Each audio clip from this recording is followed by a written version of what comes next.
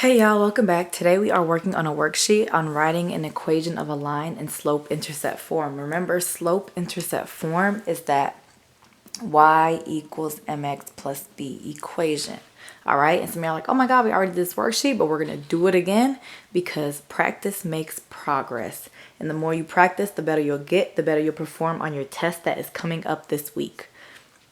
So let's look at number 1, okay? I'm going to write down what the equation of a line is. I always start by doing that. So you should write y equals mx plus b every single time before you start writing an equation, right? We know m is the slope. We know b is the y-intercept. Okay? And I'm going to find the y-intercept first because it's just easier. It's easier to find. It is where this line touches my y-axis. So this is my y-axis.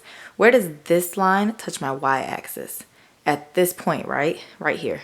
They touch each other at that point. So at this point right here.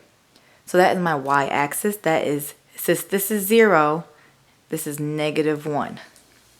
So my y-intercept is -1 in this case. My slope is rise over run, right? So at the top, I'm going to write slope equals rise over run. So I remember that. My slope is rise over run. I'm going to choose 2 points. It'll be helpful to use my y-intercept as a point because I already know that this line touches the corner of a square. All right, and I can choose another point. So let's say I chose this point right here because this line touches the corner of a square. I create my slope triangle, create a slope triangle. My rise is 1, my run is 1. So my slope is 1 over 1, and that's just 1. But if I go down from left to right, so if I stand up here, if I have a person right here, they'll be going downhill, so my slope is negative. So to rewrite that as equation, I plug in for m. So I write y equals, I still do that. But now m, I know what my m is. It's -1. -1 x. And then plus b. In this case, my b is -1. So I can say plus -1.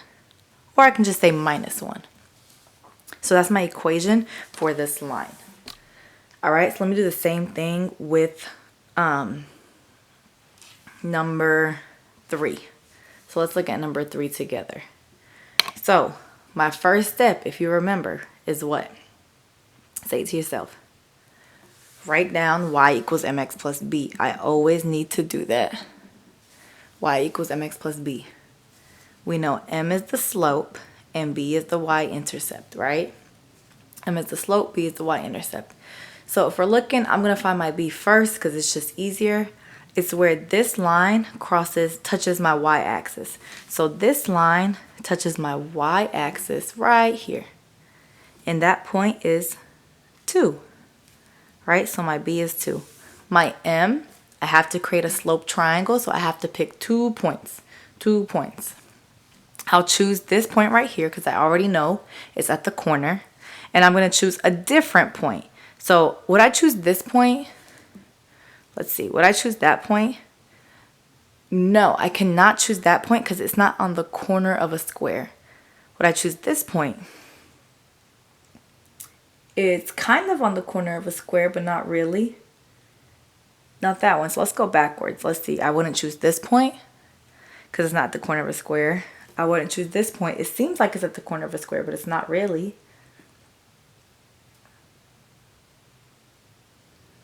Wouldn't choose this point or that point or that point. Oh, but here looks like it's at the corner of a square. So I'm going to put a point there. So now I can create a slope triangle. I can create it going this way. I can create it going this way. Whichever way is fine. Let's say I did it this way. Now I have to count my rise. 1, 2, 3, 4, 5, 6, 7. My rise is 7. My run is 1, 2, 3. 3. Now I have to check, is it positive or negative? If I stand right here, I'm going up. I have to go uphill, so it's positive. So now I rewrite y equals my m is 7 over 3. X plus whatever my b is. My b is 2. It's a positive 2. So that's my equation for this line. That means this line, this equation creates this line.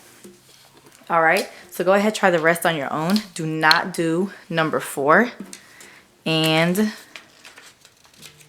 do not do number 12 or 13 unless you know how. All right, that's it.